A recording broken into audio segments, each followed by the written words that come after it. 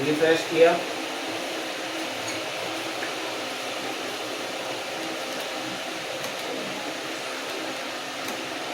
क्या जनरेट हो गया? आ गया सर एक कोड आपके पास, पासवर्ड नहीं दिखा रहा, कोड दिखा रहा। इसके साथ आपको एक पैरामीटर पास करना पड़ता है ट्रू के नाम से, ठीक है।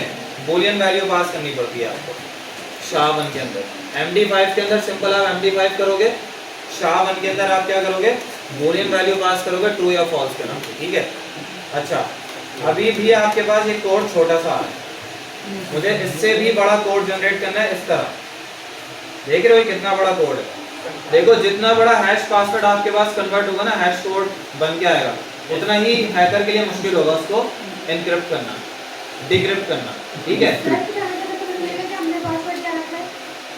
हमें किस तरह पता चलेगा, अभी दिखाता हूँ। उसको रीसेट पासवर्ड में आप कन्वर्ट कर सकते हो। अगर आप पासवर्ड भूल गए हो तो आप उसको रीसेट पासवर्ड कर सकते हो।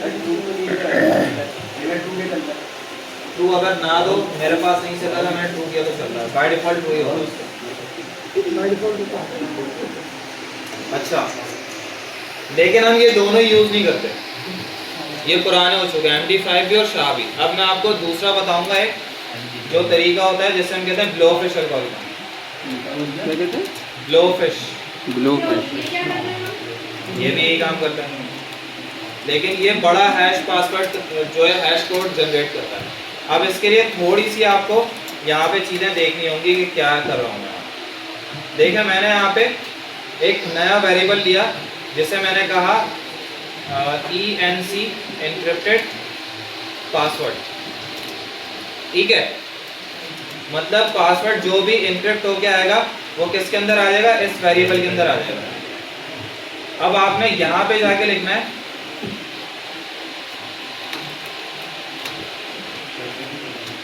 पासवर्ड हैश, ठीक है। ये एक फंक्शन आता है जो पासवर्ड को कन्वर्ट करेगा। अब ये क्या क्या चीजें ले रहा है, स्ट्रिंग पासवर्ड मांग रहा है। स्ट्रिंग पासवर्ड कौन सा वाला, जो यूजर आपको प्रोवाइड कर रहा है इनपुट फील्ड के थ्रू। और सेकंड चीज क्या मांग रहा है आपसे, आपको ये जो पासवर्ड डिक्रिप्ट नजर आ रहा है ना, ये लिखना है आपने, ठीक है।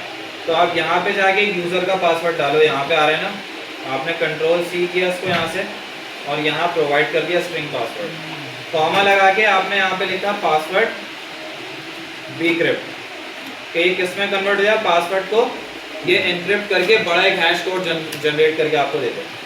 अब आपने क्या करना है, अब आपने यहाँ पे क्या प्रिंट करवाना है, कहाँ पे सर? यहाँ पासवर्ड की जगह यहाँ पे ENC पासवर्ड, क्योंकि आपका पासवर्ड एनक्रिप्ट होकर किसके अंदर आ रहा है, ENC पासवर्ड के वेरिएबल के अंदर। अब यहाँ जाके इसको रिफ्रेश करते हैं और इसको दोबारा से सबमिट करके देखते हैं।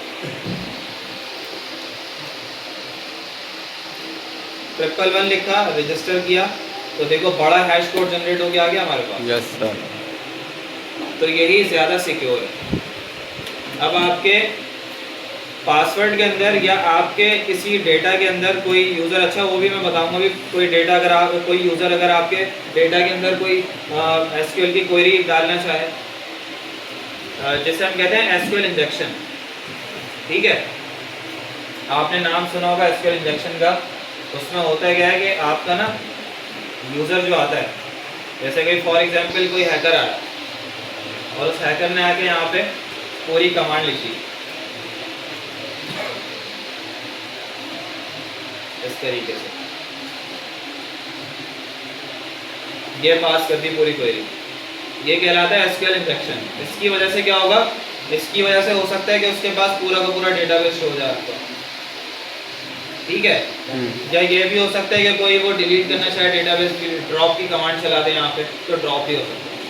तो आपने क्या करना है, आपने इन सबसे बचने के लिए अपने डेटाबेस को सिक्योर करना है, आपकी इंफॉर्मेशन सिक्योर जाए डेटाबेस के अंदर, ठीक है। तो वो किस तरह जाएगा, पहले तो आपको ये बात समझ में आ गई, मुझे बताओ। Yes sir. इसे हम क्या कहते हैं, इसे हम कहते हैं ब्लोफिश एल्गोरिथम।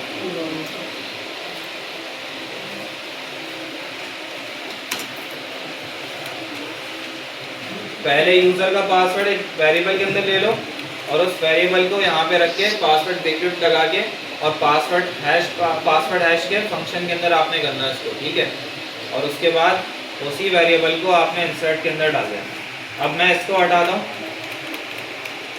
इसको मैं करता हूँ कमेंट, और ये वाले ENC पासवर्ड को सिर्फ कहाँ किससे रिप्लेस करूँगा? पास से। अपने इंसर्ट की क्वेरी के अंदर अच्छा इंसर्ट के लिए। पासवर्ड के जो मैंने यहाँ पे वेरिएबल रखा था उससे, ये जो मैंने रखा था पास उसको मैं बराबर। रिप्लेस कर दूँगा। समझ में आ गई बात? अब सही क्या है। होगा, मेरा एनक्रिप्टेड पासवर्ड जाएगा डेटाबेस के अंदर। अच्छा, इसके अलावा मजीद आपको इनको सिक्योर भेजना है डेटाबेस के अंदर, तो आप क्या करोगे, यहाँ पे आगे एक फंक्शन आता है MySQLi real escape string, ये इस फंक्शन से क्या होगा, इस फंक्शन के अंदर आपको क्या करना पड़ेगा, इसके अंदर आपको कनेक्शन का वेरिएबल पास करना पड़ेगा, डेटाबेस का कनेक्शन, कॉमा लगा के आपने क्या करना है, इस पूरे के पूरे एफ नेम को जो आपने उठाया है डेटाबेस से आप यहाँ पे लाके पेस्ट कर दोगे। ये काम आपने करना है, सर ठीक है? सर इस वाले ये आपका सिक्योर इन्फॉर्मेशन भेजेगा, और जो आपकी एसक्यूएल इंजेक्शन होती है उससे आपके डेटा को प्रोटेक्ट करेगा। सब जगह आपने इसको लगा लें।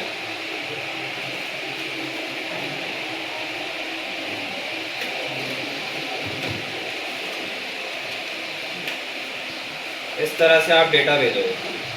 समझ में आ गई बात?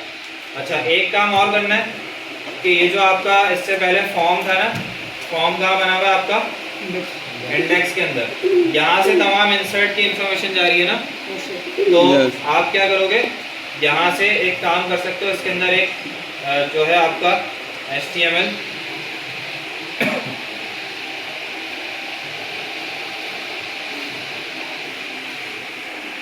बल्कि वो मैं आपको उसमें बताऊंगा जब मैं इसी फाइल के अंदर काम करूँगा।